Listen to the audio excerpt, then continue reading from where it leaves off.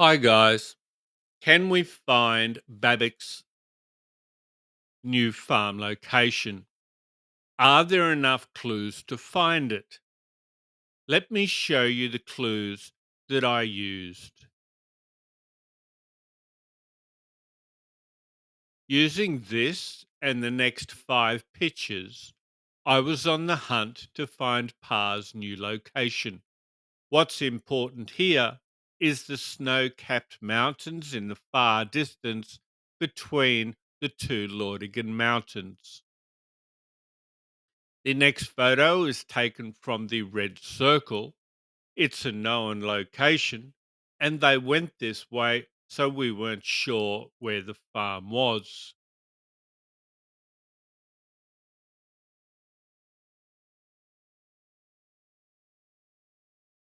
This is winter time. We are using the shape of the snow on the mountain peaks in the far distance. The good thing is, the shape of the snow does not change, but the amount of mountains that we see gets smaller as we move to the right to Par's new place. The arrow, purple, marks the same spot of snow on the mountain peaks. This is the drive to Laurigan from the known position with the red circle. The size of the mountains and width of gap between them marks this road as a known location. Using this road, they were hiding where they were driving from. But we can see that the snow goes from one mountain on the left all the way to the right, so the gap is larger. Babbitt said they were on the outskirts of Laurigan. This is obviously a lie because there's green fields between us and Laurigan. The two Laurigan mountains are indicated with the yellow arrows. It looks like we're closer to the right mountain than the left. It's not possible for that right mountain to move left, therefore, we have moved right to Babbitt's farm. The amount of snow in the distance is further away and smaller and lower on the horizon. Therefore, we are further away than the last location with the red circle. Here is just deception and lies, blurring out the gap between the mountains to try and hide where they are. Well, they got to try harder than that. I didn't really use that to find where we are. In the distance on the right hand side, we have a group of mountains that I call the mountain cluster. We are closer to the mountain cluster than the Laurigan Mountains. We already know that we're south of Laurigan. This confirms it. The cluster mountains, many of them are over 2,600 meters. The red arrow marks the gap between the mountains where the road goes to go to Laurigan. The drive from Par's farm, only once did they show these yellow pillars, which is a distinctive landmark.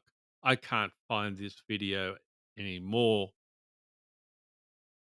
This, this is going the long way to the main road, possibly just going to the petrol station to travel back to the village. In the distance, we can see the mountain cluster and we can also see the yellow pillars that they showed us on the last picture. Without putting together the hints and the clues, Pa are here somewhere. We sort of know that they're on the right hand side of the main road, but we don't know how far they are away from that main road. We need more clues. Babbitt had given us some clues. It's an abandoned area. There are no cars or traffic. The orientation of the block is west to east, where the gate is. and there's an empty block across the road where they put their rubbish and concrete blocks. The size of the Blortigan Mountains is quite small, very far away, and we can see the size and direction of the Lortigan Mountains. They are southwest, and we are closer to those. The milkman came from the north direction. Does this mean that the south is blocked off? We don't know. We could use this as a clue. The trees behind the back fence, we don't see buildings, and it looks like it's clear to the mountains. If we look in the background, we see a blue arrow pointing at what I call the reference mountain. It's a reference mountain because it has a distinct peak and easy to identify. The yellow curved arrow shows a dip, which is evident on this picture as well. This person is at the place where you get the concrete blocks from with the two yellow pillars. We can see the dip in the background,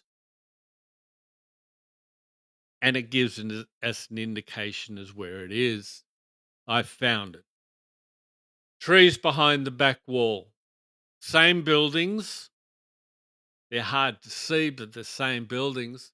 And soil in the cattle pen. Never had cattle in it, had horses.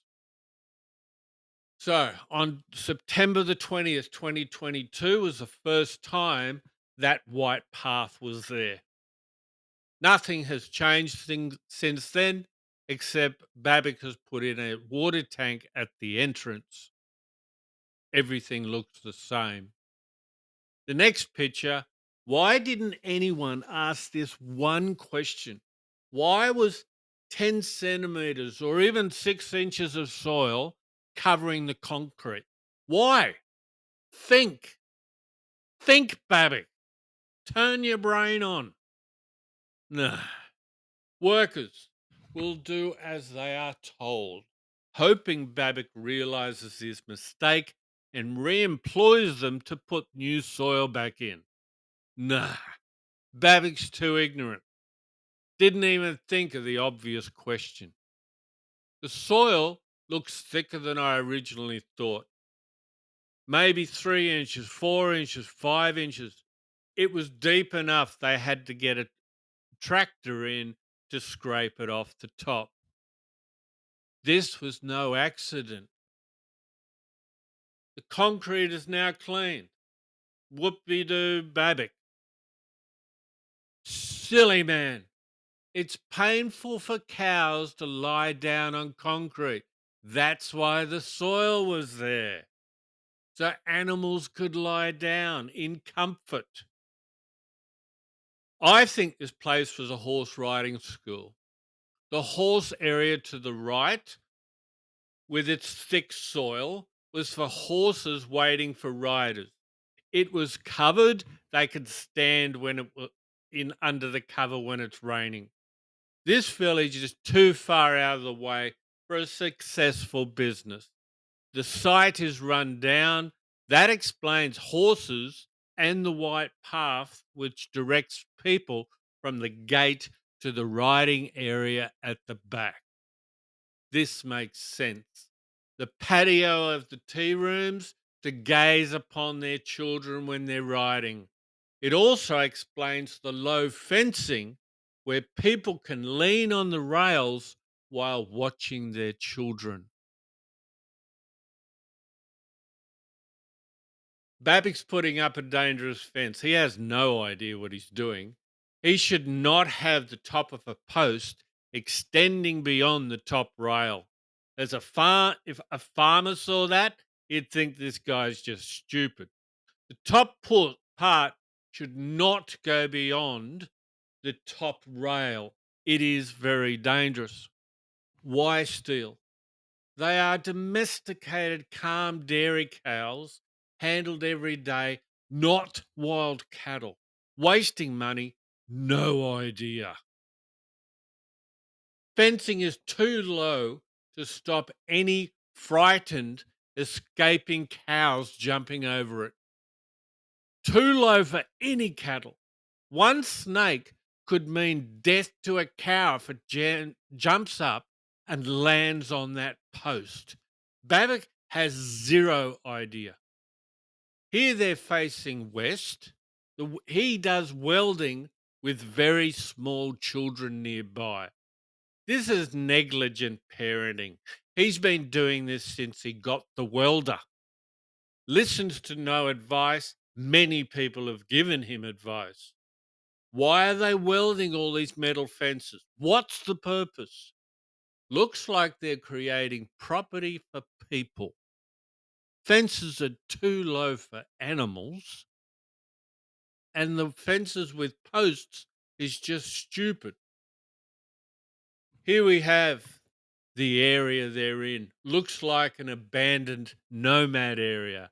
All blocks are different sizes. All businesses failed. It's empty. However, cars do show up well in Lauderdale. In this area, one car in the entire place. One, just one. That's a big area for just one car. I'm calling it an area, not a village. The reason is because it has no name, which is no surprise. Nomads have built this area thinking they're going to do well. The government does not recognize it and it gets no name. This is a distraction. Here he is with Jamsted and some other guy, and they're standing here as if they're near the farm. They are nowhere near the farm. They're about 3 kilometers away from the farm. This is lying and deception. This was the way they used to drive Nargis back to the village. They would go the long way. They would drive this way, turn right, do a U-E, get petrol, and drive back to the village. The distance to the roundabout in Lauderdale from the farm is only 5 kilometres, which explains why they're there a lot. It's a 10-minute drive.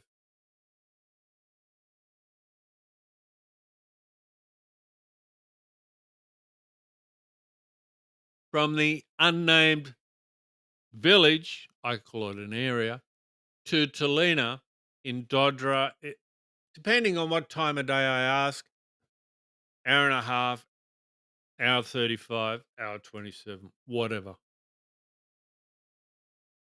I hope you enjoyed the video. Thank you for watching. Please comment, please like, and subscribe. Have a good one.